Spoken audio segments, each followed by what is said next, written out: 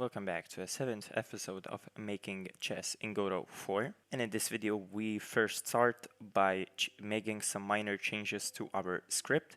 So first we go into show options, and here in you will understand in a second, in get underscore moves in brackets we write selected underscore piece, because we are going to localize selected piece variable. So now after making this, we go into get moves, and here we are going to make a new variable selected, which will be a vector2. And here, instead of being selected underscore piece, it's gonna be just selected.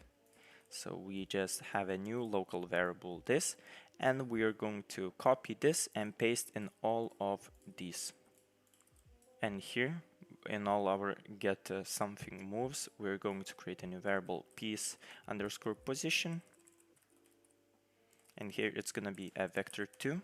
We're going to copy this, go into bishop moves, paste it, queen moves, paste it, king moves, paste it, knight moves, paste it, and pawn moves, paste it.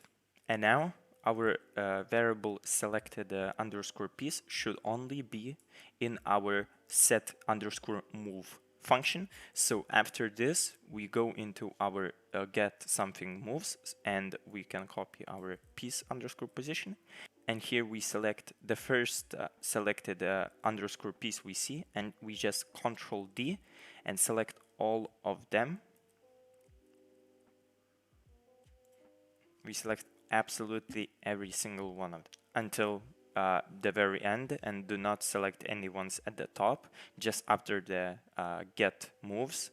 And we just, instead of it, we paste our newly made piece underscore position. And now everything should work the same way. This will help us just with checkmating. Awesome, so everything works the same way. Now what we need to do is finish making checking, and how we are gonna do that.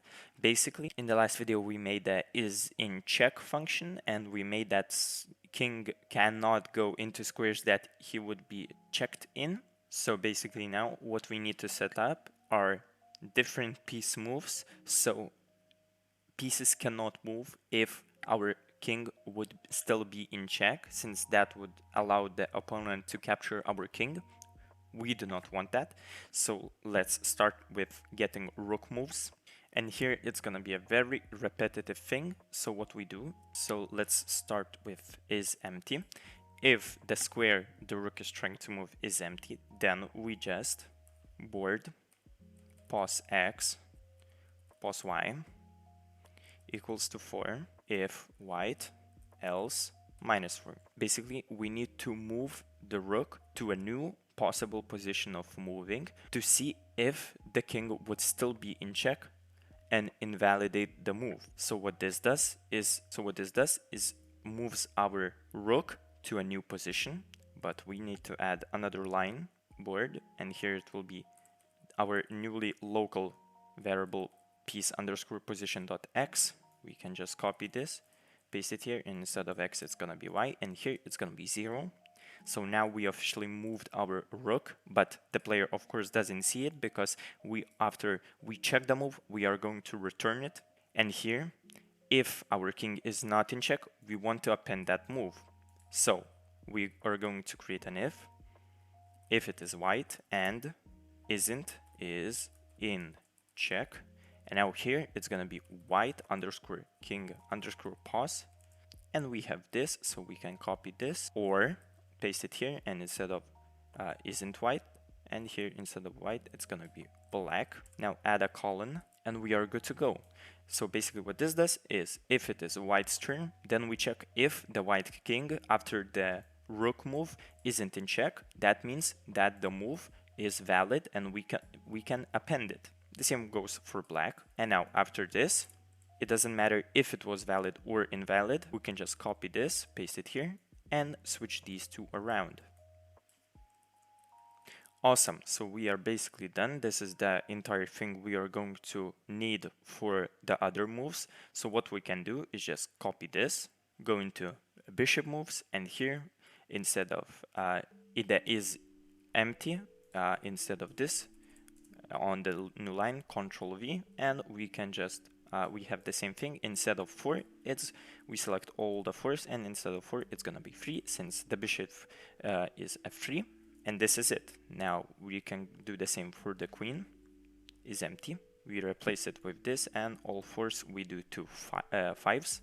Now, of course, we're gonna skip king moves since it's different. And now here in the knight moves, we do the same. Instead of this, we paste this, and instead of 4, it's gonna be 2. And now we go in pawn moves, and here is empty. Instead of this, we paste this, and instead of 4, it's gonna be 1. And then we can copy this and paste it as well, just when we append the moves when it's first move, and we can just copy and paste and not change anything. We have done that. Now let's get back to rook moves. And now in our rook moves, if there is an enemy, we can just again copy this, paste it here, but in front of everything we are going to create a new variable. Let's call it t for temporary, and here it's gonna be equal to board pos x pos y. We check what kind of piece it is for the opponent piece that is being captured if the player makes the move.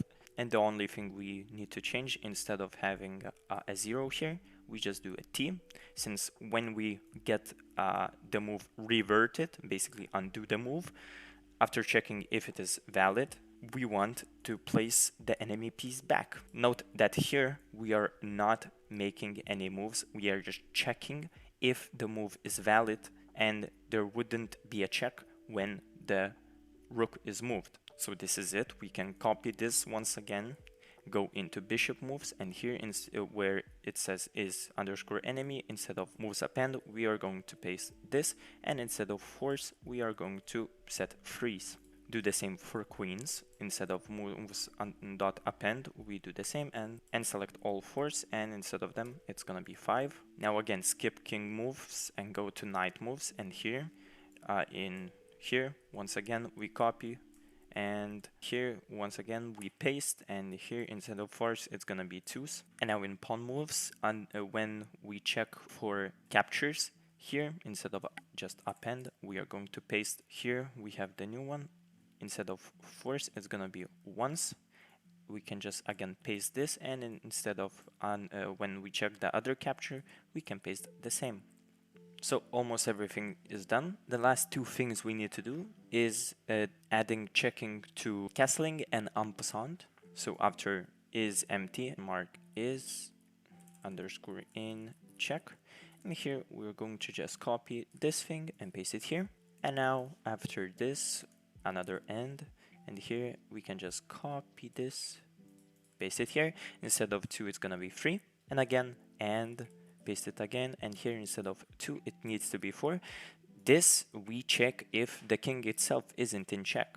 And now here for the other side, here we can paste the same 1, and here instead of 2, it's gonna be 4. And now after is empty, here we can do again with f5, and another one, it's gonna be with a 6. That is done. And now we need to do the same for the black. So here, and paste it again, and here it's gonna be a 7 and a 2.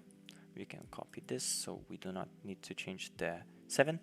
And here we need to, and here it's gonna be f3, and another, it's gonna be f4, since we need to check if the black king itself isn't in check. Now here, we can paste it, and here's gonna be a 4, since we check if king itself isn't in check. And now after a 5, and here it's gonna be a 5, and another, and here it's gonna be a 6. So castling is now done, it works.